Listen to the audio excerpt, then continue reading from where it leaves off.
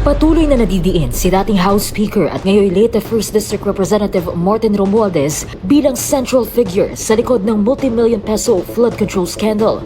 Inihain ng supplemental complaint affidavit para gumulong na ang preliminary investigation.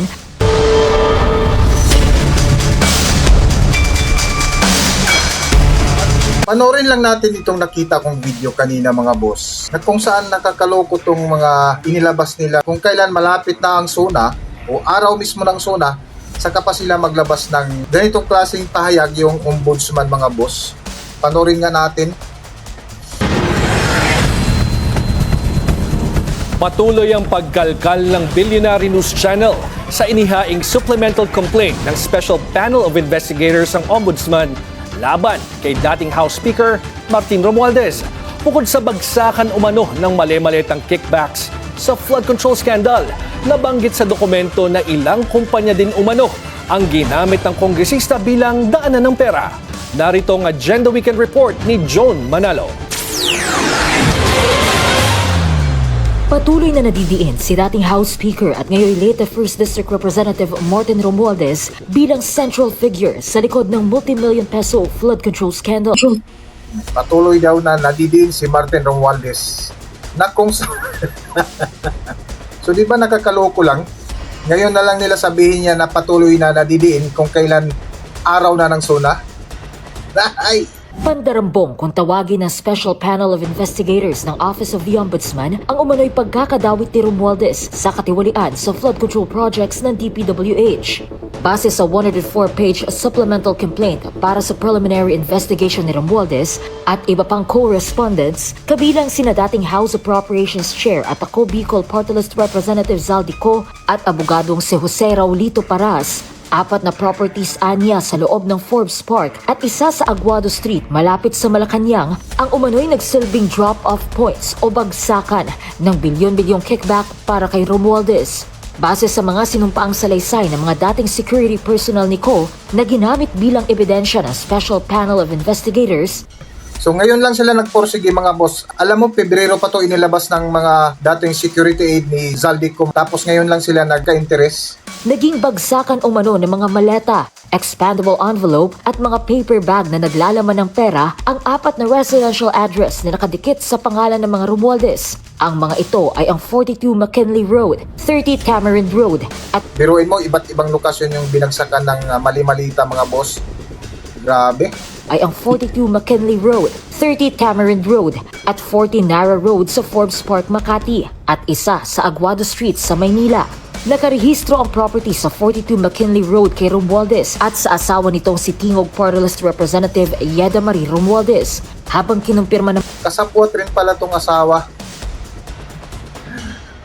Talagang kasabwat pala tong walang hiyang asawa ni Martin Romualdez. Ito yung representative ng Tingog Party List mga boss.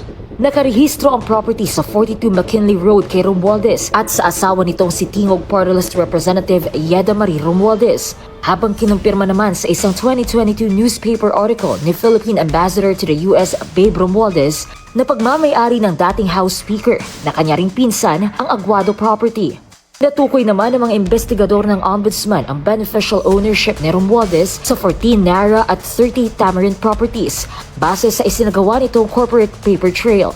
Idinetalya rin anya ng mga naging dating security personnel ni Ko sa kanilang sinumpaang salaysay na 15 to 25 million pesos umano ang nilalaman ng mga maliliit na maleta, 30 to 40 million pesos naman ang laman ng medium-sized luggages at 50 to 70 million pesos ang nasa loob umano ng malalaking maleta. Ang mga perang ito ay tinatawag na mga tauhan na basura.